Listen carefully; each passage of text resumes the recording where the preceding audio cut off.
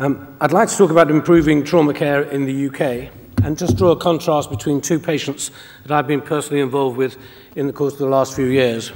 One is a military patient who in fact has not had a ballistic injury. He's been crushed between a lorry and a wall, and the guy below is a motorcyclist who's gone under a lorry. They both have similar pelvic injuries, they both have chest injuries. Neither of them have significant head injuries, but match for match on age and injury severity score, they are very alike. The top patient goes into Bastion, resuscitated through the military system, early surgery there, comes back to Birmingham and arrives 30 hours later. The guy at the bottom goes into a district general hospital about 25 miles from the centre of Birmingham, gets managed there, and because where I work is a tertiary referral centre for pelvic trauma, gets referred in again, and about 30 hours later. So both patients arrive at a similar time. And without a doubt, the military patient is in so much a better clinical condition than the civilian. And I have a lot of matched cases. So we need to ask, in looking for how we can improve trauma care in the UK, what are the messages that we need to take forward from the military? And indeed, this is in fact what is actively happening in England at this moment in time. Many of you, I hope, will be familiar with injury severity score, and the average patient you've probably got in your ITU has an injury severity score of somewhere in the 30s, the worst ones perhaps into the 40s, but in this peer-reviewed series from April 2006 to April 2008, there are 44 unexpected survivors with an ISS right at the top end. Again, the military must be getting something right. I'd like to dwell just a little bit on the history of trauma here and why changes has actually occurred in the UK, and then allude to some of the important aspects that we all need to embrace. Some of you may be aware that the first trauma hospital in the world was actually the Birmingham Accident Hospital, opened in 1941, led by Gussain, and it also had on its staff for periods of time world-famous trauma surgeons that have led development of trauma care in other countries. When you look at the history here, trauma was often underfunded. The Osmond Clark report in 1961 recommended what in fact we're embracing now, which is having tiered hospitals with major trauma centres. Trunke in 1985, in his seminal work on regional trauma centres, highlighted the work that we needed to undertake here. And in 1988, the College of Surgeons report showed that up to a third of all trauma deaths were preventable and care was very fragmented. Following that, there was the introduction of ATLS and also the introduction of paramedics into pre-hospital care, but that only produced a small improvement in patient care and no significant changes beyond the late 1990s. There were three, or at least two, very important papers that did generate change. The NCPOD report in 2007 showed that less than 50% of trauma patients had optimal treatment. 25% of those requiring surgery were operated on too late, and in 25% of cases by a surgeon that wasn't really qualified to undertake their surgery. In the ED department, the error rate with a junior was somewhere in the region of 25% compared to 3% with a consultant. 2010, the National Audit Office report showed that, for example, amongst other things, 36% of patients requiring specialist skills didn't get it. They were never transferred from DGHs. At this time, the London Trauma Centre and System work was in progress. This was embraced by the College of Surgeons in its Regional Trauma Systems report, and to achieve any change in UK, you have to have a political will and political buy-in. And this landmark address by Lord Darzi in the House of Lords in 2008, coupled with his other papers, have channeled the changes now to us having regional trauma centres and networks. So we're now seeing military patients, and my colleague Ian Sargent will show you more after I speak, but we have to look at what we can do to save these patients' lives and to optimize their functional recovery. And I'd like actually to look at the messages from the military chain of care, and that's what's been the big driver for change in the UK, led by Professor Willits, and to look to see how we can go through this chain of care and see what can be done to improve the outcome for our trauma patients. Up to 50% of our trauma patients die at scene, often with obstructive airways, often with external hemorrhage. The military have shown us the value of self-help and buddy help putting the patient in an airway protected position, stopping external hemorrhage using tourniquets and hemostatic dressings. Some of us in this country have just failed to get first aid and CPR into the national education curriculum. Moving on, it's a lottery as to what sort of response you're going to get if you are knocked down in the street in the UK, and there are various grades of response, all driven by an 8-minute time guideline. Contrast that, please, to the military, which have the ability of delivering critical care at the scene by a consultant in emergency medicine or anesthesia, a military paramedic, and a military nurse.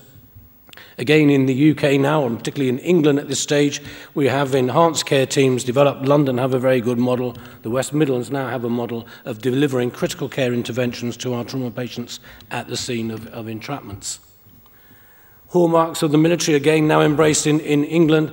The 24/7 consultant presence in the emergency department. In many hospitals, that service delivered by ED consultants, but in some by surgeons and intensivists. Having hospitals that have a committed and concentrated interest in trauma, and obviously dedicated theatres and massive transfusion approach. We in trauma need to change our care paradigm. We've learnt a lot from the military, and it's easy to say, well, it's obvious this guy must have tourniquets to save his lives. But think of the lorry driver in one lorry into the back of another lorry who's trapped 8 to 10 feet off the ground. These guys invariably all have catastrophic limb injuries and, amongst other things, die because of significant blood loss from their limbs. So we must look at changing our care paradigm where CM stands for massive external hemorrhage. Again, we need to embrace that surgery must be part of resuscitation. Again, something we've learnt from our colleagues in war surgery, and something where there is inevitable long delays in every ED, with few exceptions, beyond the patient arriving, initial resuscitation, and that patient having their essential life-saving and invariably vascular control surgery. We need to introduce into our practice the use of hemostatic resuscitation as a concept, here including tourniquets and dressings, but also the correct ratio of red cells to platelets to FFP in our resuscitation program. When I did my training as an SBR, I was taught to stay up all night, fix fractures regardless, and achieve wonderful x-rays. I was also told that we had to resuscitate our patients optimally before they went to theatre. We did not appreciate the concepts of permissive hypotension, though our vascular colleagues have known this all along in AAAs. We have a lot to learn from Cannon, who in 1918 said that shock may hinder bleeding, and the role of permissive hypotension has again been revisited in the Second World War, the paper by Bickel in 1994, and now the contemporary military experience. Arrest of hemorrhage has to be our surgical priority.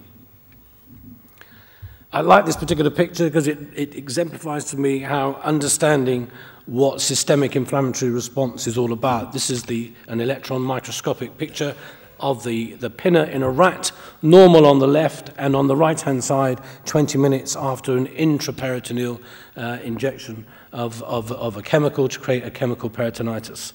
If I was giving this lecture in Birmingham, I'd have to point out that the pinna is the earlobe, but you can see the vast extent of the systemic leak, which shows to me that our patients are time limited and we need to minimize their surgical operative time. We need to maximize the correction of their coagulopathies and give goal-directed resuscitation.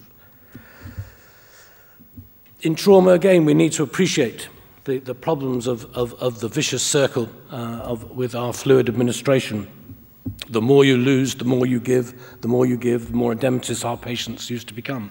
That was undoubtedly a historical legacy, and many a time, historically, I'd find patients very edematous 24, 48 hours post-surgery. And we have to appreciate that we must arrest hemorrhage, we must use goal-directed therapy in the management of our patients. If you're knocked down in the middle of Birmingham, your average time to get to hospital is somewhere in the region of 45 minutes. As a civilian with blunt trauma, then there's a 25 to 30% chance by the time you arrive in hospital, you're going to be coagulopathic.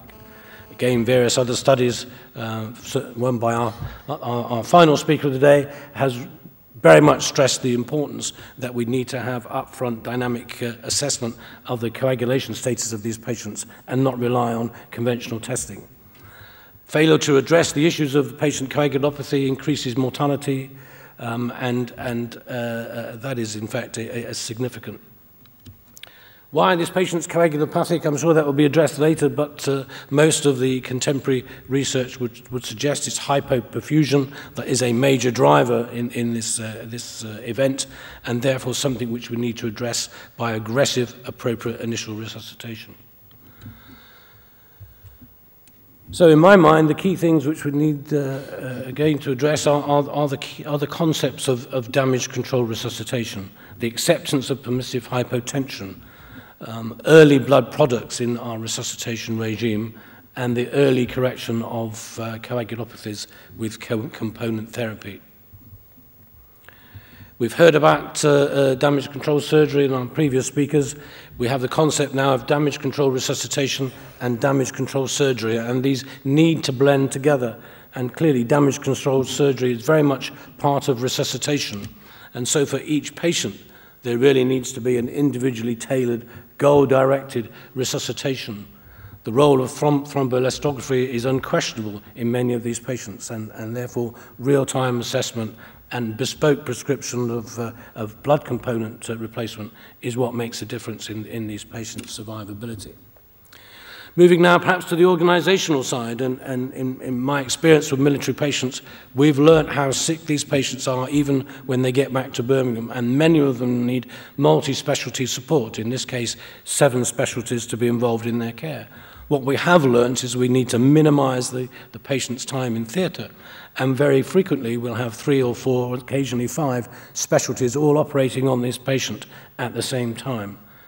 To facilitate that, there has to be better coordination, and trauma has always suffered, I think, in the hands of other specialties in terms of priorities to get into theatre, particularly when it comes back to further surgical interventions. And here in Birmingham, we have a coordinating room, actually called as the bunker, which allows us to ensure we offer the same level of care to the civilians as we do to our military patients, but enables to embrace all those patients that need come back to theatre for further surgery.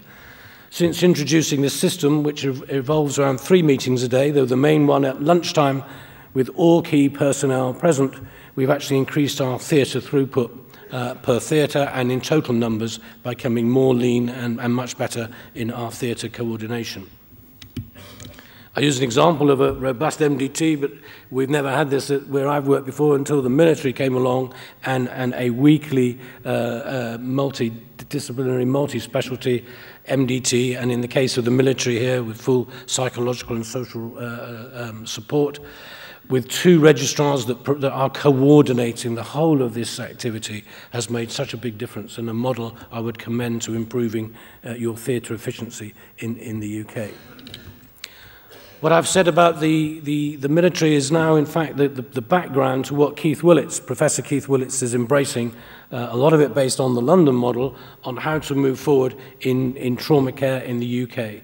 A major trauma centre with supporting district general hospitals, trauma units, desirably seeing a high volume of patients per year, 24/7 led EM residency, SPR support freely available without time restrictions to support ED, consultant support within those specialties within 30 minutes, and a rapid imaging capability, and also a resuscitative thoracotomy capability.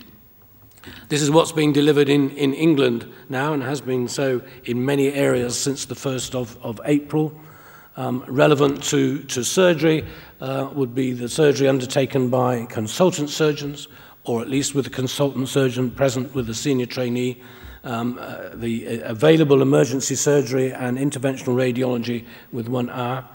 And looking at this from the top down again, higher standard of pre-hospital care, bypass facilities to ensure that those with severe injuries get to the major trauma centre, an ability to get clinicians with paramedics to the scene to deliver critical care interventions for those patients who are trapped, and also an ability to intercept a patient coming into hospital again to provide additional critical care interventions.